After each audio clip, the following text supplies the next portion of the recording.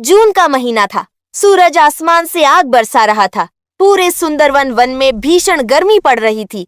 पेड़ों की पत्तियां तक मुरझा गई थीं। पक्षी अपने घोंसलों में बैठे हाँफ रहे थे। एक बड़े पीपल के पेड़ पर टुक टुक चिड़िया अपने परिवार के साथ रहती थी। उसके साथ उसकी बूढ़ी माँ, बेटा चिंकू और बेटी पिंकी रहते थे। उस दिन दोपहर में गर्मी इतनी ज्यादा थी कि चिंकू बेचैन होकर बोला, मुझे बहुत गर्मी लग रही है। मैं पंख हिलाते हिलाते थक गया हूँ, पर जरा भी राहत नहीं मिल रही है। पिंकी भी पंख झलते हुए बोली, हाँ माँ, मुझे भी बहुत गर्मी लग रही है। ऐसा लग रहा है जैसे हमारा घोंसला तंदूर की तरह तप रहा है। टुक-टुक ने अपने बच्चों की हालत देखी तो उसका दिल भर आया। वह कुछ देर सोचती रही। तभी उसकी नजर घोंसले के बाहर उगी खस जैसी सुगंधित घास पर पड़ी। अचानक उसकी आंखों में चमक आ गई। टुक-टुक खुशी से चहकी, फिक्र मत करो मेरे बच्चों, मुझे एक ऐसा बढ़िया उपाय सूझा है जिससे हमें गर्मी से राहत भी मिल जाएगी और हमारा घोंसला ठंडा भी हो जाएगा। बूढ़ी माँ ने पूछा, बेटी, ऐसा कौन सा उपाय सोच गया है तुम्हें जो हमें इस भीषण गर्मी से मुक्ति दिला देगा? टुक-टुक बोली, माँ, अगर हम बांस की पतली तिल्लियों और घास का सही इस्तेमाल करें तो हम अपने लिए एक कूलर बना सकते हैं जो हमें इस गर्मी से राहत दिला देगा। चिंकू उत्साहित होकर बोला, सच माँ, क्या हम कूलर बना सकते हैं? माँ, ये तो बहुत अच्छी बात है। हाँ बेटा, पर इसके लिए हम सबको मेहनत करनी पड़ेगी। कोई भी काम बिना मेहनत के सफल नहीं होता। पिंकी बोली, हाँ माँ, हम आपकी मदद जरूर करेंगे। आप हमें बताएं हमें क्या करना है। पूरा परिवार काम में जुट गया। टुक-टुक बांस की पतली तीलियां लाने लगी। चिंकू घास इकट्ठा करने लगा और पिंकी छोटी छोटी बूंदों में पानी लाकर घास को गीला करती रही। 2 दिन की मेहनत के बाद एक अनोखा घास का कूलर तैयार हो गया। टुक-टुक ने उसे घोंसले के मुहाने पर लगाया। जैसे ही हवा गीली घास से होकर अंदर आई, पूरा घोंसला ठंडा हो गया। चिंकू उछल पड़ा, अरे वाह, इतनी ठंडी हवा! अभी कुछ देर पहले तो कितनी भयंकर गर्मी थी, अब कितना ठंडा हो गया है हमारा घोंसला। माँ, कूलर तो सच में बहुत शानदार है। कितनी ठंडी हवा आ रही है, ऐसा लग रहा है हम किसी पहाड़ी पर हैं। बेटी, तुम्हारी इस बुद्धि ने तो भयंकर गर्मी को ही हरा दिया। मुझे तुम पर गर्व है। अगले दिन कई पक्षी उनके घोंसले पर आए। सभी ठंडी हवा का आनंद लेने लगे। सबसे पहले मीनू मैना बोली, अरे टुक-टुक, तुम्हारे घोंसले में इतनी ठंडक कैसे है? बाहर तो बहुत गर्मी पड़ रही है। ये ठंडी हवा कहाँ से आ रही है? टुक-टुक ने मुस्कुराकर कूलर दिखाया। मीनू की आंखें चमक उठी। अरे ये क्या है? यह तो बहुत अद्भुत चीज है। मुझे भी एक ऐसा कूलर चाहिए। हमारा घोंसला भी बहुत गर्म हो रहा है। थोड़ी देर में मिट्ठू तोता भी आ गया। टुक-टुक, मेरे घर का हाल भी बहुत बुरा है। मेरे बच्चे पूरी रात गर्मी की वजह से सो नहीं पा रहे हैं। क्या तुम मेरी भी मदद कर दोगी ऐसा कूलर बना के?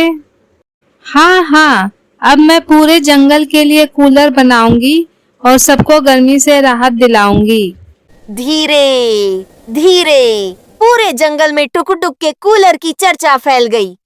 टुक-टुक ने कई कूलर बनाए और बेचने शुरू कर दिए। अब उसके परिवार के पास पर्याप्त दाने आने लगे। सभी खुश थे। एक सूखे पेड़ पर कालू कौवा और झपटू चील बैठे सब देख रहे थे। कालू कौवा बोला, अरे झपटू, देखो टुक-टुक दिन ब दिन अमीर बनती जा रही है। इसके पीछे उस कूलर का राज है। झपटू चील बोला, हाँ, सच कह रहे हो।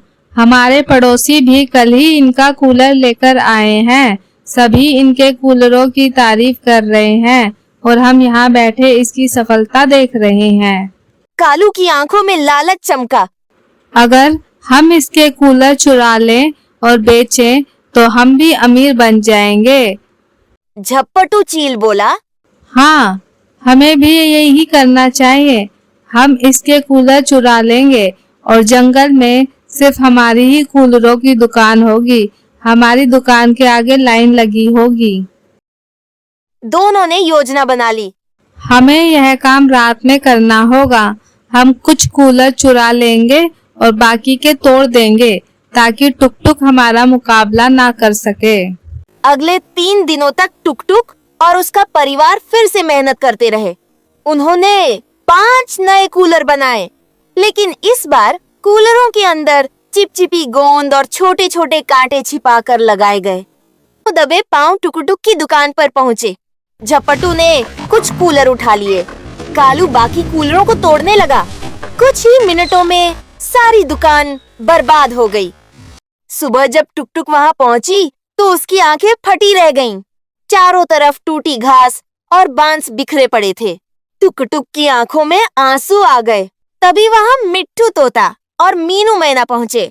मीनू बोली, टुक टुक बहन, हिम्मत मत हारो। हिम्मत हारने से समस्या का समाधान नहीं होगा।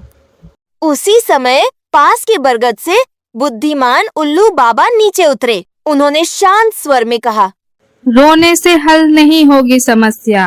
तुम फिर से मेहनत करो और इस बार मेरे पास एक योजना है। हम उन चोरों को जरूर पकड़ लेंगे। फिर उन्होंने सबको अपनी योजना बताई। सभी के चेहरे खिल उठे। रात होते ही दोनों चोर फिर पहुंचे। कालू फुसफुसाया, देखो, फिर से माल तैयार है। लगता है इन्हें अभी तक कुछ नहीं पता। चलो, हम फिर से यहाँ चोरी करेंगे और फिर से मालामाल हो जाएंगे। झपटू चील तुरंत एक कूलर उठाने बढ़ा, लेकिन जैसे ही उसने पंजा अंदर डाला वह गोंद में चिपक गया।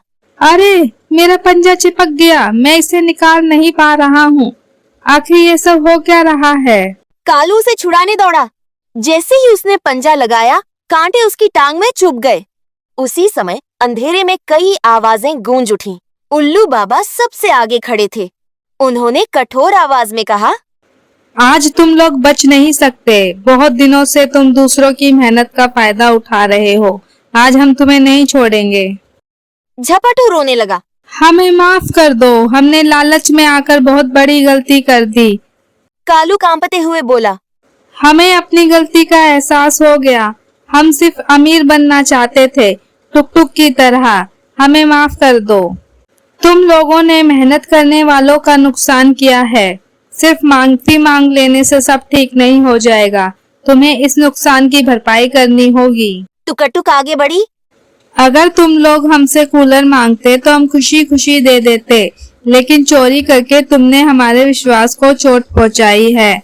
याद रखना, मेहनत से कमाया हुआ फल हमेशा मीठा होता है। जो लोग ईमानदारी और लगन से काम करते हैं, देर सवेर उन्हें सफलता जरूर मिलती है, लेकिन लालच इंसान को गलत रास्ते पर ले जाती है और अंत हमेशा बुरा होता है।